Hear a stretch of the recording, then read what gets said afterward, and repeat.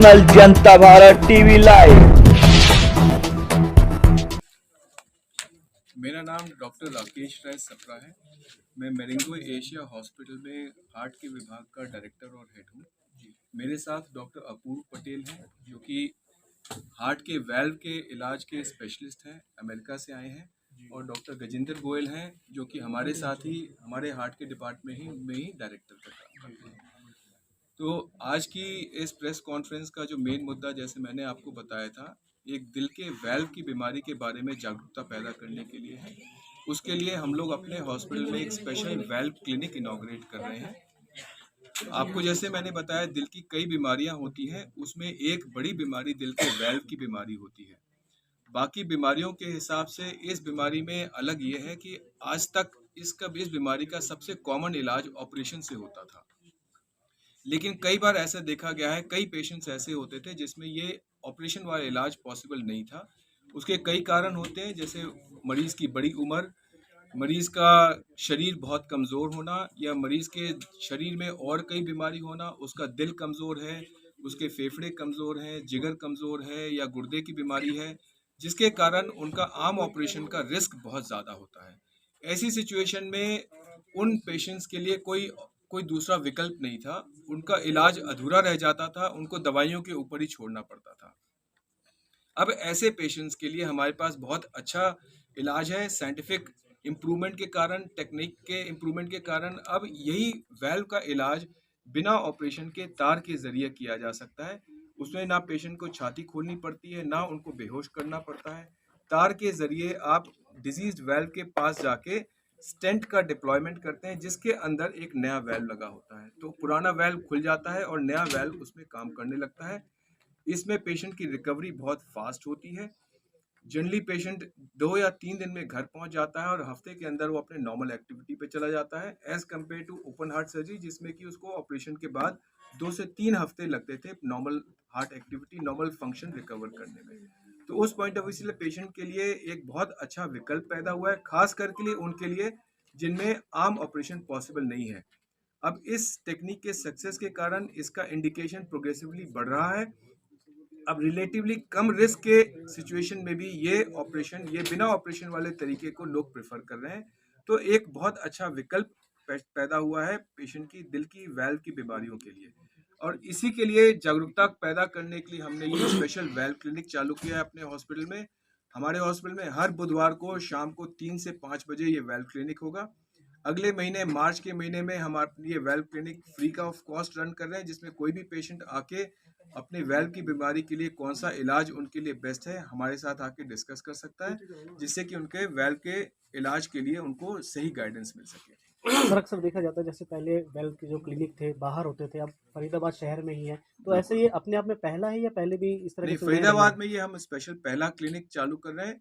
ऐसा क्लिनिक का ट्रेंड देखा जाए तो ये अमेरिका से हम लोग ने लिया है। अमेरिका में इस तरह के वेल्व क्लिनिक काफ़ी ज़्यादा फेमस है, जिसमें कि क्योंकि ये टेक्निक भी वहाँ पे पहले स्टार्ट हुई है, उसके बाद हम लोग ने ये इंडिया में अडॉप्ट किया है।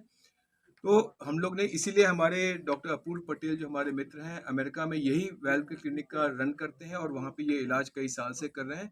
वो यहाँ पे आके हमको इस वेल्व क्लिनिक को एस्टैब्लिश करने में मदद कर रहे हैं। एक 75 साल के मरीज की भी जो है पहली सर्जरी सफल की गई है जो वेल्व की, तो वो क्या है जैसे आप बता रहे थे पहले? जैसे मैंने बताया, हम लोग का पहला ये वेल्व का जो इलाज हम लोग ने तार के जरिए किया था, ये पिछले साल किया था और लगभग 1.5 साल हो गया है। वो पेशेंट थे जो कि 75 साल उम्र थी उनकी। उनका हार्ट फंक्शन बहुत कमज़ोर था, उनका किडनी फंक्शन में खराबी थी। तो उनका जनरल कंडीशन के कारण कोई भी सर्जन उनको ऑपरेट करने के लिए तैयार नहीं था। वो हर महीने हम हॉस्पिटल में आके हार्ट फेलियर की कंडीशन में भर्ती हो जाते थे। 3-4 दिन इंजेक्शन लगता था, ठीक होते थे, फिर घर जाते थे, फिर अगले महीने फिर वो इसी कंडीशन में भर्ती हो जाते थे। तो ऐसी कंडीशन में हमारे पास कोई विकल्प नहीं था और वो हम लोग के लिए एक तरीके से पहला चैलेंजिंग केस था जिसमें हमने ये ऑपरेट किया। और ये ऑपरेशन के बाद 3 दिन के अंदर पेशेंट ठीक होकर घर चला गया और अब 1.5 साल हो गए हैं।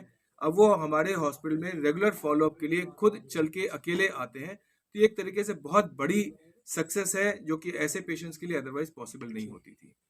सफर जो है ये, और वेल्व क्लिनिक पे तो किस तरह से सेवाएं देंगे आप? मेरा नाम अपूर्व पटेल है। मैं इंटरवेंशनल कार्डियोलॉजिस्ट हूँ जो वाल्व डिजीज़ में स्पेशलाइज करता हूँ। पिछले 1-2 साल में मैं इंडिया काफ़ी बार आ चुका हूँ, जहाँ पे यहाँ पे जो नए सेंटर्स वाल्व के खुले थे, जो ये प्रोसीजर्स दे रहे थे, उनके साथ काम किया है, प्रॉक्टरिंग की है। तो इसी वजह से ये कनेक्शन बढ़े हैं। और जैसे ये टेक्नोलॉजी बढ़ रही है और ये देश में ये टेक्नोलॉजी अवेलेबल नहीं है, जिसकी वजह से मैं यहाँ पे ज़्यादा आता हूँ कि देश में ये पॉसिबल हो, अवेलेबल हो और ये पेशेंट्स को ईज़िली उनको काम में आ सके। सर क्या क्या क्या संदेश देना चाहेंगे, क्या मैसेज देना चाहेंगे जो जिनको मरीजों को इस तरह के जो भारत में जो अभी भी अवेयर नहीं है, उनके लिए क्या संदेश देना चाहेंगे?